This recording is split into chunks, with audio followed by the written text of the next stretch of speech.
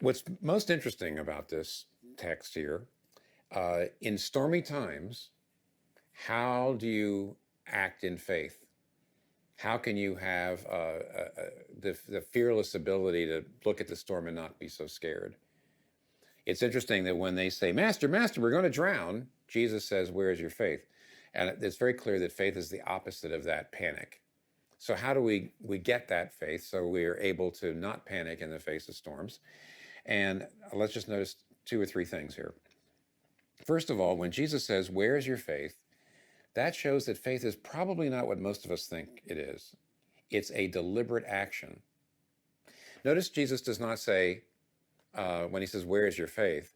He does not say, you don't have any faith, or why don't you have any faith? And notice that's very interesting, because they were showing a lack of faith at the moment, but he doesn't say, oh, you lack faith. He doesn't do that.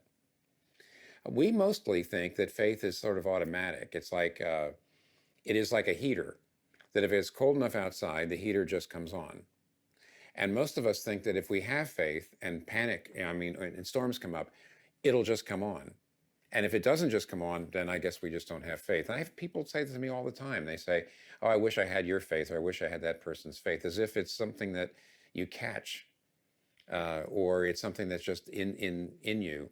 But this says, no, he doesn't say you don't have faith. He says, where is your faith? Get it out. It ought to be here. And which means it takes deliberate action, number one. Number two, it's faith not in general, but about Jesus. Because, you see, they come to him and they say, who is this at the end? Who is this? And that's really what they should have been saying all along. See, when Jesus says, where is your faith? I think he was trying to say, you're looking at the storm instead of looking at me, and you know who I am. You've seen me feed the hungry, the 5,000, the 4,000. You've seen me raise the dead. You've seen me pledge my love to you. You've seen me do all these things, but you've just forgotten all of them. And you panicked. What you should have done is you should have said, no, wait, we know this about Jesus, that about Jesus. If he's all this, he's not going to we're not going to drown here. And so Jesus is saying, what you're really doing when you panic is not so much showing a lack of faith. You're refusing to exercise the faith that you've got. You're refusing to get out what you know about Jesus Christ. Let me ask you a question. Do you believe that Jesus Christ was the Son of God incarnate, born in a manger?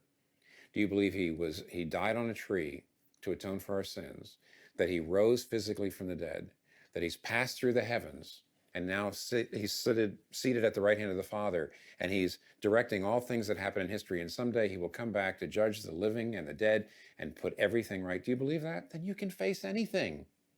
There is no storm here on earth that can stand before those facts. So where is your faith? Get it out. But there's one more thing, I believe. We're not supposed to just see faith as a deliberate action and just get out what we know about Jesus, but we especially have to remember his love for us. Because not in Luke 8, but over in Mark chapter 4, we're told that the disciples also said, Master, don't you care that we're going to drown? You don't love us. And of course, they didn't know yet, but what we know, and that is that on the cross, Jesus Christ experienced the greatest storm possible, the storm of God's wrath, the storm of divine justice coming down. And because he loved us, he just obediently bowed his head into that storm and took it for us. And if I see him loving me that much as to bow his head into that storm, then any other storm that comes along, I will never say, oh Lord, do you not care? I know he cares. So get out your faith. It ought to be here. Remind yourself of not only who Jesus is, but what he did for you.